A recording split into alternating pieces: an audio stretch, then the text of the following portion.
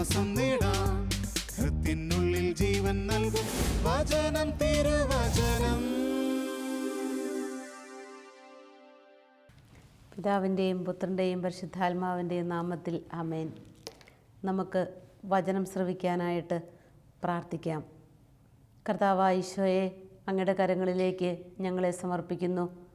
അവിടുന്ന് ഞങ്ങളോട് തിരുവചനത്തിലൂടെ സംസാരിക്കണമേ. അതിൻ്റെ ആഴവും അർത്ഥവും ഗ്രഹിക്കുവാൻ ഞങ്ങളുടെ ഹൃദയങ്ങളെ അവിടുന്ന് സജ്ജമാക്കണമേ എന്ന് ഞങ്ങൾ പ്രാർത്ഥിക്കുന്നു. ഈ വചനത്തിലൂടെ ഞങ്ങൾക്ക് ആവശ്യമായിട്ടുള്ള അനുഗ്രഹങ്ങൾ ഞങ്ങൾക്ക് പ്രദാനം ചെയ്യണമേ. ആമേൻ.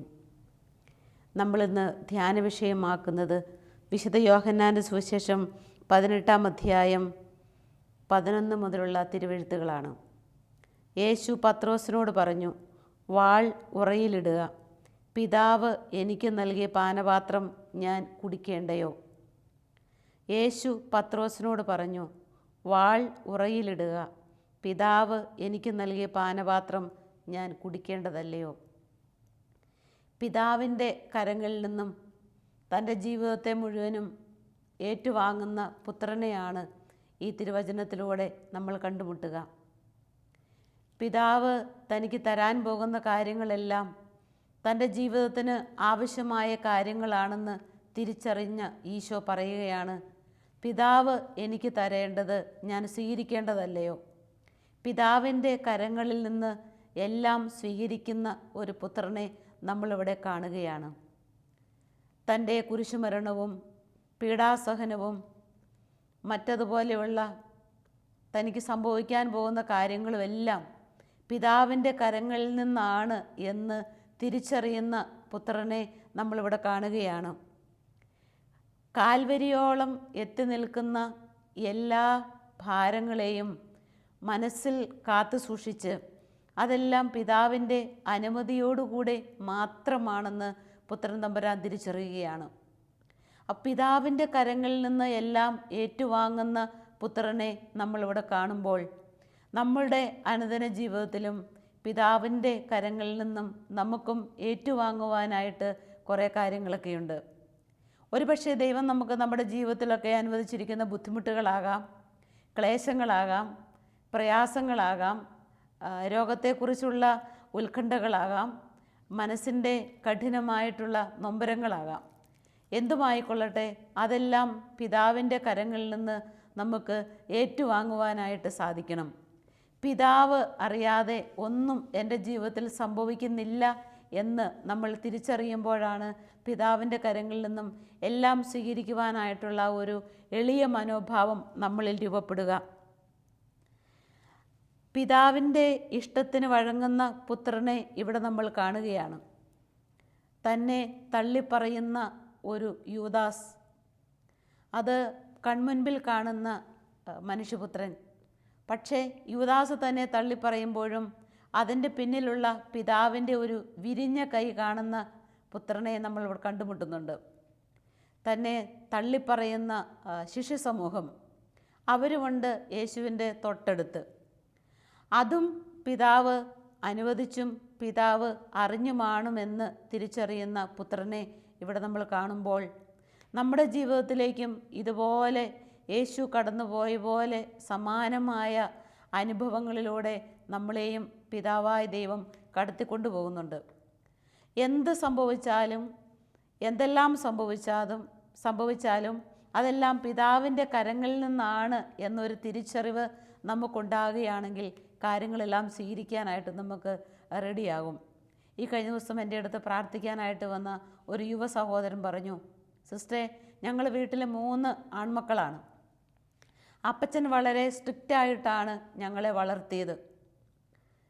അതുകൊണ്ട് തന്നെ ഞങ്ങളുടെ ചുറ്റുപാടുകളിലേക്ക് ഒന്ന് ഫ്രീ ആയിട്ട് ഇറങ്ങാനോ കാര്യങ്ങൾ ചെയ്യാനോ ഒക്കെയുള്ള ഒരു ബുദ്ധിമുട്ട് മനസ്സിൽ അനുഭവിക്കുന്നുണ്ട്. എന്നിട്ട് ആ സഹോദരൻ പറഞ്ഞു, ഇതുവരെ എനിക്ക് ചേർന്ന ഒരു ജീവിത പങ്കാളിയെ കണ്ടെത്താനായിട്ട് സാധിച്ചിട്ടില്ല. തുടർന്ന് ഷെയർ ചെയ്യുകയാണ്, ഇങ്ങനെയൊക്കെയാണ് ഞങ്ങൾ വളർന്നു വന്നതെങ്കിലും ഇതിൻ്റെയൊക്കെ പുറകിൽ പിതാവായ ദൈവത്തിൻ്റെ കരമുണ്ടെന്ന് വിശ്വസിക്കുന്ന ഒരാളാണ് ഞാൻ സിസ്റ്റർ എന്ന് ആ യുവ സഹോദരൻ പറഞ്ഞു വയ്ക്കുകയായിരുന്നു. കുറവുകളിലൂടെ വളർന്നു വന്ന ആ മകൻ തിരിച്ചറിയുകയാണ് ഈ കുറവുകളുടെ പുറകിലും പിതാവായ ദൈവത്തിൻ്റെ വലിയ സംരക്ഷണവും തികഞ്ഞ പദ്ധതിയുമുണ്ട് എന്ന് തിരിച്ചറിയുന്ന ഒരു മകൻ. ഇപ്രകാരം നമ്മൾ ഓരോരുത്തരും നമ്മുടെ ജീവിതത്തിൻ്റെ കാര്യങ്ങളെക്കുറിച്ച് വലിയൊരു തിരിച്ചറിവിലേക്ക് വരികയാണെങ്കിൽ നമുക്ക് മനസ്സിന് വലിയ സമാധാനം ഉണ്ടാകും, നമുക്ക് വലിയ സ്വസ്ഥതയുണ്ടാകും. അങ്ങനെയാണെങ്കിൽ കാര്യങ്ങളൊക്കെ നമുക്ക് യേശു സ്നേഹത്തെ പ്രതി ചെയ്തു തീർക്കാനായിട്ട് സാധിക്കും. അതല്ലെങ്കിലോ മറ്റുള്ളവരെ നമ്മൾ കുറ്റപ്പെടുത്തും. എൻ്റെ ജീവിതത്തിൻ്റെ തകർച്ചയ്ക്ക് കാരണക്കാരനായത് നീയാണ്, അല്ലെങ്കിൽ ഞാൻ ഇപ്രകാരം എൻ്റെ ജീവിതത്തെ ഒന്ന് തളച്ചിടപ്പെടാനായിട്ട് വഴികാട്ടിത്തന്ന നീയാണ് എന്നൊക്കെയുള്ള കുറ്റം പറച്ചിലുകളും പോരായ്മകളും മൂലം പരസ്പരം അങ്ങോട്ടും ഇങ്ങോട്ടും കുറ്റപ്പെടുത്തുകയും മാത്രമല്ല അതിൻ്റെ പരിണിത ഫലമായി നമുക്ക് ഹൃദയ സമാധാനമില്ലാത്ത ഒരവസ്ഥയിലേക്ക് നമ്മൾ നീങ്ങുകയുമാണ്. അതുകൊണ്ട് പ്രിയ സഹോദരി സഹോദരന്മാരെ, ഇവിടെ മനുഷ്യപുത്രൻ്റെ ആ വലിയ ഹൃദയത്തിൻ്റെ ആ തികവ് നമുക്കൊന്ന് അനുദിന ജീവിതത്തിലേക്ക് കൊണ്ടുവരികയാണെങ്കിൽ വളരെ നല്ലതായിരിക്കും. പിതാവ് എനിക്ക് തന്ന പാനപാത്രം ഞാൻ കുടിക്കേണ്ടതല്ലയോ? അനുഗ്രഹങ്ങളോടൊപ്പം ഈ പാനപാത്രവും എനിക്ക് തരുന്നത് എൻ്റെ പിതാവാണ്. പിതാവ് അറിയാതെ ഒരു കൊച്ചു കാര്യം പോലും എൻ്റെ ജീവിതത്തിൽ നടന്നിട്ടില്ല, നടക്കുകയുമില്ല, ഇനി നടക്കാനായിട്ട് പോകുന്നുമില്ല. അതുകൊണ്ട് ഇപ്പോൾ പിതാവ് എനിക്ക് തരുന്ന ഈ കാര്യത്തെ ഞാൻ ഹൃദയപൂർവ്വം സ്വീകരിക്കുകയാണ് എന്ന് പറഞ്ഞുകൊണ്ട് അതിനോടെല്ലാം മനസ്സിനെ ചേർത്ത് വയ്ക്കുന്ന പുത്രൻ തമ്പുരാനെ ഈ തിരുവെഴുത്തിലൂടെ നമ്മൾ കാണുകയാണ്. എല്ലാ സൗഖ്യ അനുഭവങ്ങൾക്കും ആന്തരികമായ വിടുതലിനുമൊക്കെ നമുക്ക് ആവശ്യമായിട്ടുള്ളത് ദൈവതൃക്കരങ്ങളിൽ നിന്ന് കാര്യങ്ങളൊക്കെ ഏറ്റുവാങ്ങുക എന്നുള്ളതാണ്. അത്യധികമായിട്ട് ഇന്ന് മനുഷ്യർ ഇങ്ങനെ ഓടിപ്പാഞ്ഞ് നടക്കുന്നത് നമ്മൾ കാണുകയാണ്. കഴിഞ്ഞ ദിവസം ഒരു ചേച്ചിയെ കണ്ടുമുട്ടാനായിട്ട് ഇടയായി. ചേച്ചി പറഞ്ഞു, സിസ്റ്റർ ഞാൻ ആ കത്തീഡ്രൽ പള്ളിയിലേക്ക് ഓടിപ്പോവുകയാണ്, വളരെ തിരക്കിട്ടുള്ള യാത്രയാണ്. ഞാൻ ചോദിച്ചു എന്താണ് ഇത്ര സ്പീഡിൽ? ഉടനെ പറയുകയാണ് എനിക്കൊരു നേർച്ചയുണ്ട്, ഞാനത് നിറവേറ്റാൻ വേണ്ടി പോവുകയാണ്. ഞാൻ ചോദിച്ചു എന്ത് നിറവേറ്റാൻ? ഉടനെ പറഞ്ഞു കരുണയുടെ കവാടത്തിലൂടെ 35 പ്രാവശ്യം ഞാൻ എൻ്റെ മകന് വേണ്ടി കയറി ഇറങ്ങിയേക്കാമെന്ന് നേർന്നിരിക്കുകയാണ്. നോക്ക്, ചോദിച്ചപ്പോൾ പറയുകയാണ് തൻ്റെ മകനൊരു ജോലി കിട്ടാൻ വേണ്ടിയിട്ട് അമ്മ മകന് വേണ്ടി നേർന്ന ഒരു നേർച്ചയാണ്. 35 തവണ കരുണയുടെ കവാടം കയറി ഇറങ്ങി ഞാൻ എൻ്റെ മകന് വേണ്ടി പ്രാർത്ഥിച്ചേക്കാം. ജോലിയില്ലാത്ത അവസ്ഥയിൽ അല്ലെങ്കിൽ ഉണ്ടായിരുന്ന ജോലി നഷ്ടപ്പെട്ട അവസ്ഥയിൽ മകന് വേണ്ടി നേർന്ന ഒരമ്മയാണ് ഞാൻ കണ്ടുമുട്ടിയത്. ആ അമ്മ പറഞ്ഞ മറ്റൊരു കാര്യമാണ്, സിസ്റ്റർ ഞാൻ നേർന്നിട്ട് ഇപ്പോൾ ഇത്രയും നാളായി, ഞാൻ കുറേ തവണ കയറി ഇറങ്ങി, എണ്ണം കൃത്യമായിട്ടില്ല, അപ്പോഴേക്കും എനിക്കത് കിട്ടും എന്നുള്ളതാണ് എൻ്റെ ഒരു വിശ്വാസമെന്ന്. ഞാൻ ആ ചുരുങ്ങിയ നേരം കൊണ്ട് ആ ചേച്ചിയോട് പറഞ്ഞു, ചേച്ചി ജോലി ഉള്ളപ്പോഴും അത് ദൈവത്തിൻ്റെ ഒരു ഹിതമായിട്ട് കാണാൻ സാധിക്കണം, ജോലിയില്ലാത്ത അവസ്ഥയും അതും ദൈവത്തിൻ്റെ ഹിതമായിട്ട് സ്വീകരിക്കാനായിട്ട് സാധിക്കണം. അപ്പോൾ ചേച്ചി പറഞ്ഞൊരു കാര്യമുണ്ട്, സിസ്റ്റർ അത് നിങ്ങളെപ്പോലെയൊക്കെ ഉള്ളവർക്ക് നടക്കുന്ന കാര്യമാണ്, ഞങ്ങളെപ്പോലെയുള്ളവർക്കൊന്നും അത് സ്വീകരിക്കാനായിട്ട് ബുദ്ധിമുട്ടാണെന്ന്. ഇവിടെ നമ്മൾ കാണുന്ന വലിയൊരു കാര്യം എന്ന് പറയുന്നത് നമ്മുടെ ജീവിതത്തിൻ്റെ എല്ലാ സംഭവങ്ങളിലും, എല്ലാ കഴിഞ്ഞുപോയ അധ്യായങ്ങളിലും, ഇനി വരാൻ പോകുന്ന അധ്യായങ്ങളിലും ദൈവത്തിൻ്റെ സാന്നിധ്യമാണ്, ദൈവത്തിൻ്റെ കരമാണ് എന്ന് തിരിച്ചറിഞ്ഞാൽ നമുക്കവിടെ സൗഖ്യാനുഭവം ഉണ്ടാകും. അവിടെ നമുക്ക് ആന്തരികമായ വലിയ സമാധാനം ലഭിക്കും. ആന്തരിക സൗഖ്യ ധ്യാനത്തിലേക്കൊക്കെ കടന്നു വരുന്ന അനേകരെ കണ്ടുമുട്ടിയിട്ടുണ്ട്. അപ്പോൾ അവരൊക്കെ പറയുന്ന ഒരു കാര്യമുണ്ട്, സിസ്റ്റേ എനിക്ക് ഒത്തിരി ആന്തരികമായ മുറിവുകളുണ്ട്, കുറവുകളുണ്ട്, പ്രയാസങ്ങളുണ്ട്, അതൊക്കെ എനിക്ക് ദൈവം തന്നതാണെന്നറിയാം. അതിനൊരു സൗഖ്യം കിട്ടാൻ വേണ്ടിയിട്ടുള്ള ആശയും ആഗ്രഹവും പ്രാർത്ഥനയുമാണ്. നമുക്ക് ദൈവത്തിൻ്റെ പദ്ധതിയിൽ പെടാത്തതായി ഒന്നുമേ നമ്മുടെ ജീവിതത്തിലില്ല എന്ന് നമ്മൾ വിശ്വസിക്കുമ്പോൾ നമുക്ക് കാര്യങ്ങൾ എളുപ്പമായി. ജോലി ചെയ്യുന്നവരായിരിക്കാം, അടുക്കളയിൽ പണിയുന്നവരായിരിക്കാം, അതല്ലെങ്കിൽ രോഗാവസ്ഥയിൽ കട്ടിലിൽ കിടക്കുന്നവരായിരിക്കാം, അതല്ലെങ്കിൽ ഒരു മാനസികമായ വളർച്ചയുമില്ലാതെ വളരെ അടിച്ച് അമർത്തപ്പെട്ട അവസ്ഥയിൽ കഴിയുന്നവരാകാം. ഏത് നിലപാടുകളിൽ കൂടെ നമ്മൾ ജീവിച്ചു വരികയാണെങ്കിലും അതെല്ലാം ദൈവം എനിക്കായി ഒരുക്കി തന്ന നിമിഷങ്ങളാണ്, സാധ്യതകളാണ്, ജീവിത സാഹചര്യങ്ങളാണ് എന്ന് വിശ്വസിക്കുകയാണെങ്കിൽ, ആ വിശ്വാസം നമ്മുടെ ഉള്ളിലുണ്ടെങ്കിൽ ഇതെല്ലാം പിതാവിൻ്റെ കരങ്ങളിൽ നിന്ന് യേശുമിശിഹ ഏറ്റുവാങ്ങിയതുപോലെ നമുക്കും നമ്മുടെ ജീവിതത്തിലെ കാര്യങ്ങളെ ഏറ്റുവാങ്ങാനായിട്ട് സാധിക്കും. തിരുവചനത്തിലേക്ക് നമ്മൾ കടന്നു പോകുമ്പോൾ ജെറമ്യായുടെ പ്രവചന ഗ്രന്ഥം 29 അധ്യായത്തിൻ്റെ 13 തിരുവചനത്തിൽ നമ്മൾ പ്രകാരം കാണുകയാണ്: നിങ്ങൾ പൂർണ്ണ ഹൃദയത്തോടെ അപേക്ഷിക്കുമ്പോൾ എന്നെ കണ്ടെത്തും. നിങ്ങൾ പൂർണ്ണ ഹൃദയത്തോടെ എന്നെ അപേക്ഷിക്കുമ്പോൾ കണ്ടെത്തും. പൂർണ്ണ ഹൃദയത്തോടെ എനിക്ക് മോചനം കിട്ടേണ്ട അവസ്ഥയെ കർത്താവിൻ്റെ കരങ്ങളിലേക്ക് കൊടുത്ത് ഞാൻ പ്രാർത്ഥിക്കുകയാണ്. പൂർണ്ണ ഹൃദയത്തോടെ എനിക്കിപ്പോൾ സൗഖ്യം കിട്ടേണ്ടുന്ന എൻ്റെ ശരീരത്തിൻ്റെ രോഗാവസ്ഥയെ കർത്താവിൻ്റെ കരങ്ങളിലേക്ക് കൊടുത്ത് ഞാൻ പ്രാർത്ഥിക്കുകയാണ്. നിശ്ചയമായിട്ടും നമുക്കവിടെ വിമോചനവും വിടുതലും കർത്താവ് തരും. പൂർണ്ണ ഹൃദയത്തോടെ നമ്മൾ അന്വേഷിക്കുമ്പോൾ, യേശു പൂർണ്ണ ഹൃദയമാണ് പിതാവിൻ്റെ പക്കലേക്ക് കാഴ്ചയിട്ടത്. അപ്പം നമ്മൾ പൂർണ്ണ ഹൃദയം, മാറ്റിവെക്കാത്ത ഒരു ഹൃദയം, പൂർണ്ണ ഹൃദയം കർത്താവിൻ്റെ കരങ്ങളിലേക്ക് കൊടുക്കുകയാണെങ്കിൽ അവിടുന്ന് നമ്മുടെ പ്രാർത്ഥന സ്വീകരിക്കും. നമ്മളതാണ് കാണുന്നത്. പിതാവ് എനിക്ക് തന്ന ഈ പാനപാത്രം ഞാൻ കുടിക്കേണ്ടേ? പിതാവ് എനിക്ക് തന്ന ഈ ബന്ധനം, അല്ലെങ്കിൽ ഈ കുറവ്, അല്ലെങ്കിൽ ഈ ഒരു ബുദ്ധിമുട്ട് ഞാൻ സ്വീകരിക്കേണ്ടേ? ഞാൻ പൂർണ്ണ ഹൃദയത്തോടെ അവിടുത്തെ വിളിച്ച് അപേക്ഷിക്കുമ്പോൾ, അവിടുത്തെ കരങ്ങളിൽ നിന്ന് സ്വീകരിക്കുവാനായിട്ട് എൻ്റെ ഹൃദയത്തെ ഞാൻ ഒരുക്കുമ്പോൾ, എനിക്ക് അവിടെ പരാതികളും ബുദ്ധിമുട്ടുകളും ഇല്ലാതെ മുന്നോട്ട് പോകാനായിട്ട് സാധിക്കും. അങ്ങനെയാണെങ്കിൽ ജീവിതത്തിൻ്റെ മുറിവുകളിലേക്ക് നോക്കി നമുക്ക് ആരെയും കുറ്റപ്പെടുത്തേണ്ടതായിട്ട് വരികയില്ല.